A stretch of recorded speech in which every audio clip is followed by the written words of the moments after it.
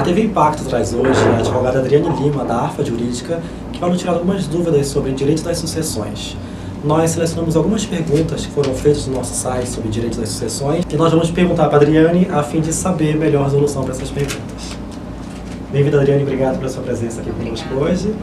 O Carlos Alberto, por exemplo, pergunta: tinha uma tia que faleceu, ela era divorciada há mais de 40 anos, ela tinha 3 irmãos e 5 sobrinhos. Ela morava com uma das sobrinhas.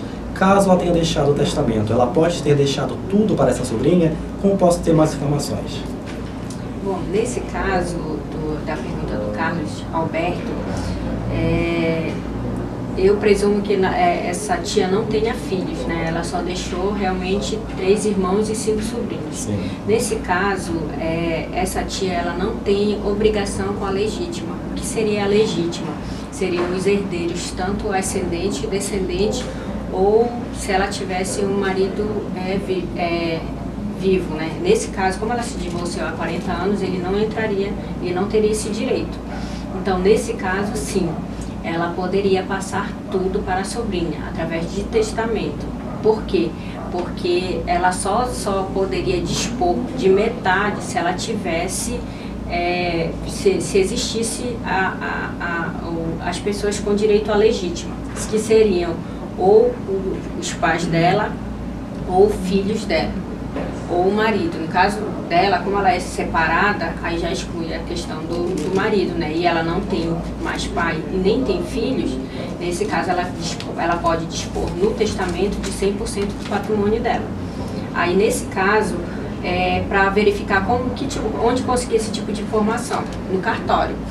Se ela fez e deixou um testamento através de escritura pública no cartório, ele pode ir no cartório verificar se existe esse documento.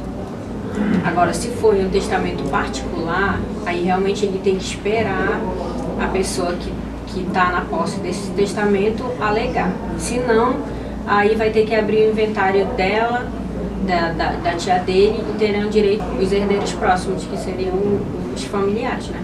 No caso, os irmãos dela. E os irmãos dela.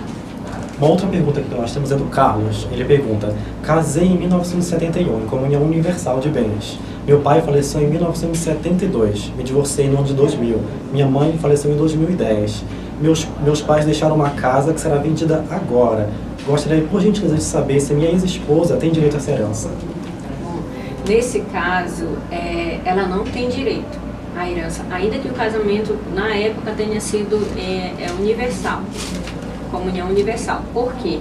Porque já prescreveu o direito dela de requerer alguma coisa.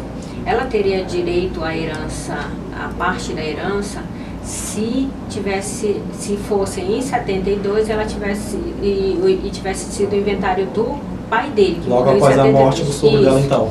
Isso, do sogro dela, ela teria direito. Mas como ela se separou em 2000 e a casa só será vendida agora, ela não tem mais direito. Sim. Ela caducou. O que ela teria direito parte no quinhão, que o marido dela receberia se tivesse aberto o inventário em 1972. Mas como não foi aberto em 1972, então prescreveu o direito dela de requerer qualquer parte nessa herança. Ainda que a gente usasse a prescrição do Código Antigo de 1916, Código Civil, que seriam de 20 anos, já ultrapassou esse período. Ela não teria realmente teria caducado em 92, no caso, 20 anos Isso. após. Exatamente. Então, o correto na época seria ela solicitar um inventário, verificar qual é o quinhão, a parte dele, para então saber quanto ela tinha direito. Direito, exatamente. Isso em 72. Como ela não fez, ela não tem direito a mais nada dessa venda dessa casa. Excelente, então.